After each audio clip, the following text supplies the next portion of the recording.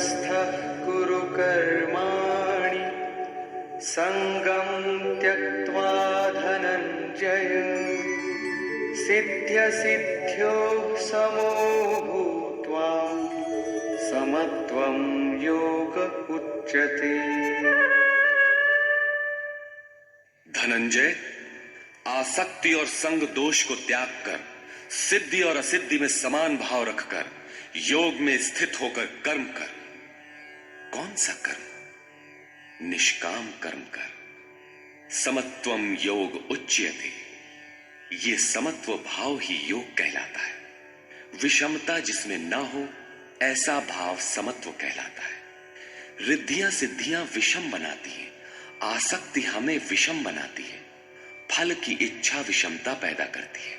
इसीलिए फल की वासना न हो फिर भी कर्म करने में अश्रद्धा ना हो। देखी सुनी सभी वस्तुओं में आसक्ति का त्याग करके प्राप्ति और अप्राप्ति के विषय में न सोचकर केवल योग में स्थित रहते हुए कर्म कर। योग से चित्त चलायमान न हो। योग एक पराकाष्ठा की स्थिति है और एक प्रारंभ की स्थिति भी होती है। प्रारंभ में भी हमारी दृष्टि लक्ष्य पर ही रहनी चाहिए। अतः योग पर दृष्टि रखते हुए कर्म का आचरण करना चाहिए। समत्व भाव अर्थात सिद्धि और असिद्धि में समभाव ही योग कहलाता है। जिसको सिद्धि और असिद्धि विचलित नहीं कर पाती, विषमता जिसमें पैदा नहीं होती, ऐसा भाव होने के कारण यह समत्व योग कहलाता है। ये इष्ट से समत्व दिलाता है, इसीलिए इसे समत्व योग कहते हैं। कामनाओं का सर्वथा त्याग है, इसलिए इसे निष्काम कर्म योग कहते हैं। कर्म करना है, इसलिए इसे कर्म योग कहते हैं। परमात्मा से मेल कराता है, इसलिए इसका नाम योग अर्थात मेल है। इसमें बौद्धिक स्तर पर ध्यान रखना पड़ता है कि सिद्धि और असिद्धि में समभाव रहे, आसक्ति न हो, फल की वासना न आने पाए। इसलिए यही निष्काम कर्म योग बुद्धि योग भी कहा जाता है। दूरेण ह्यवरं कर्म बुद्धि योगात् धनञ्जय बुद्धौ शरणमन्विच्छ कृपणाः फलहेतवः। धनंजय, अवरम कर्म, निकृष्ट कर्म, वासना वाले कर्म बुद्धि योग से अत्यंत दूर है। फल की कामना वाले कृपण हैं। वे आत्मा के साथ उदारता नहीं बरतते। अतः समत्व बुद्धि योग का आश्रय ग्रहण कर। जैसी कामना है वैसा मिल भी जाए तो उसे भोगने के लिए शरीर धारण करना पड़ेगा। आवागमन बना है तो कल्याण कैसा?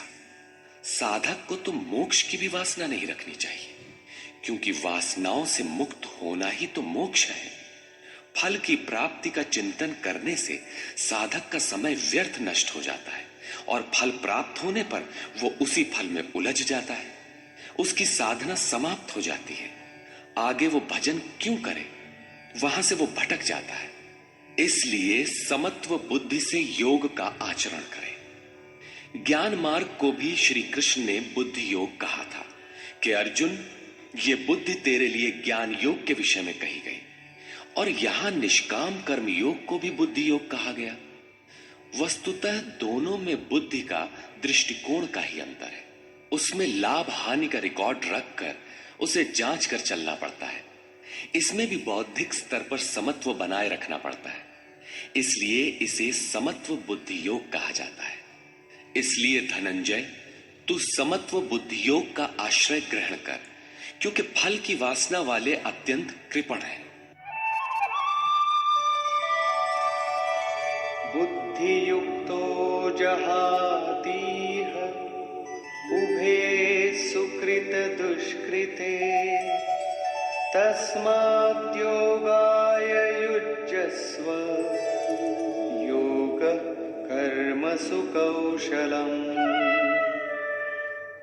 समत्व बुद्धि युक्त पुरुष पुण्य पाप दोनों को ही इसी लोक में त्याग देता है, उनसे लिपायमान नहीं होता। इसलिए समत्व बुद्धि योग के लिए चेष्टा कर। योगः कर्मसु कौशलम। समत्व बुद्धि के साथ कर्मों का आचरण कौशल ही योग है। संसार में कर्म करने के दो दृष्टिकोण प्रचलित हैं। लोग कर्म करते हैं तो उसका फल भी अवश्य चाहते हैं, या फल न मिले तो कर्म करना ही नहीं चाहते। किंतु योगेश्वर श्री कृष्ण इन कर्मों को बंधनकारी बताते हुए आराधना को एकमात्र कर्म मानते हैं। इस अध्याय में उन्होंने कर्म का नाम मात्र लिया।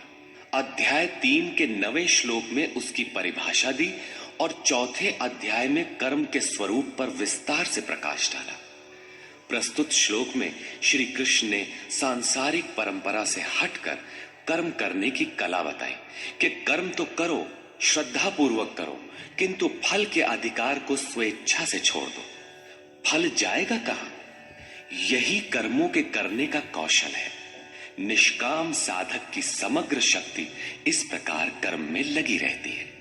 फिर भी जिज्ञासा स्वाभाविक है कि क्या सदैव कर्म ही करते रहना है या इसका कुछ परिणाम भी निकलेगा? इसे देखें। कर्मजं बुद्धियुक्ता हि फलं त्यक्त्वा मनीषिणः जन्मबन्धविनिर्मुक्ता पदं गच्छन्त्यनामयम्। बुद्धि योग से युक्त ज्ञानी जन कर्मों से उत्पन्न होने वाले फल को त्याग कर जन्म और मृत्यु के बंधन से छूट जाते हैं। वे निर्दोष अमृतमय परम पद को प्राप्त होते हैं। अर्जुन की दृष्टि त्रिलोकी के साम्राज्य तथा देवताओं के स्वामीपन तक ही सीमित थी। इतने तक के लिए भी वो युद्ध में प्रवृत्त नहीं हो रहा था। यहां श्री कृष्ण उसे नवीन तथ्य उद्घाटित करते हैं कि आसक्ति रहित कर्म द्वारा अनामय पद प्राप्त होता है।